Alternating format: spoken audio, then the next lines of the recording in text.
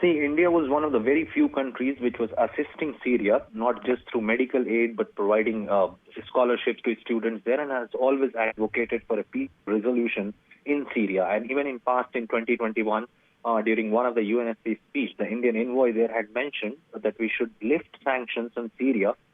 during the peak of COVID. Now, as far as Indians are concerned, there are around 19 civilians there, and there are many more who are working with international agencies like UN and all, and that is why the Indian External Affairs Ministry as well as the embassy there in Damascus has issued this advisory that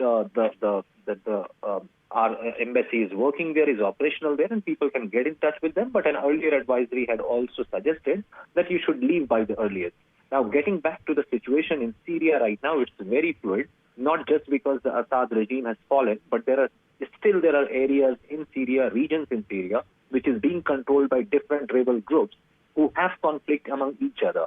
And also, Israel has jumped into this conflict by yet occupying another part of Syria near the border of Israel and Syria. Israeli army has got into the Mount Hermon side of Syria and they have occupied it. And there are also reports that Israel has been targeting their consulate, their foreign office, as well as other research centers, which was believed to be the centers where Iran and Syria were working on nuclear weapons, as per the Israeli media reports. So the situation right now is very fluid, and major international players and stakeholders in Middle East, as well as countries like US, Turkey,